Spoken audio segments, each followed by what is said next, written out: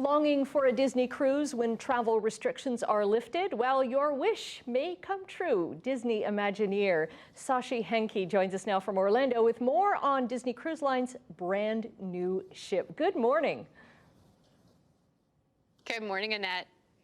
So you're one of the creative masterminds behind this brand new ship. Tell me the name and tell me all about it.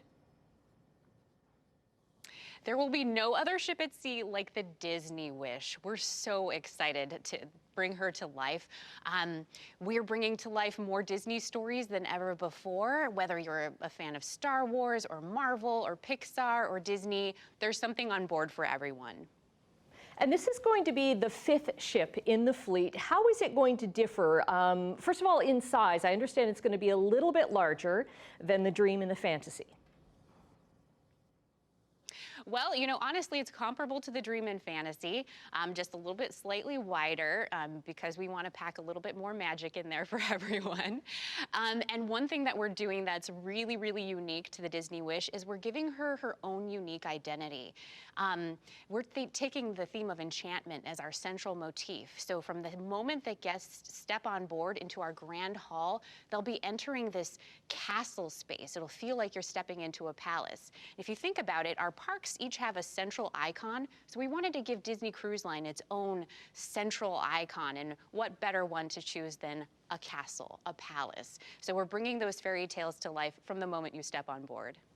Right, and so much of the enchantment continues on as well because Disney has really changed the way that people cruise. I think of when your first ships came out, they were the first ones that had like a split cabin in them. And there's so many innovations where you have character dining and dining that you rotate, but your crew stays with you. Yes, absolutely. And our Disney fans are going to be happy to hear that we have 3 new experiential dining locations. So when you do your rotational dining, you'll be able to dine in 3 new stories. The first of which is Arendelle, a Frozen dining adventure, which picks up the story of Frozen 2 where it left off. And now we get to all come together for a banquet and celebrate Anna and Kristoff's engagement. We have Worlds of Marvel. So that's going to put our guests right into the middle of a brand new Marvel Cinematic Universe story. And the guests can even sort of help our heroes save the day.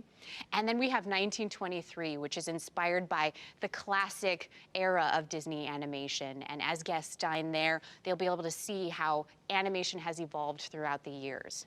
It's beautiful. Because so many people who have never been on a Disney ship before would think, well, it's just for people with kids, but it's for so much more. I don't have children. I've been on a number of them because it's meant for adults especially, right? It's that time away. Yes, that's true. So if you happen to be an adult who just wants to have a relaxing getaway, so for example, poolside, you could go to our Quiet Cove area, which is on the upper decks, but located at the stern of the ship. And there you'll find this beautiful infinity pool with these amazing views out to the ocean. And it's completely quiet and tranquil, and you can relax and unwind there.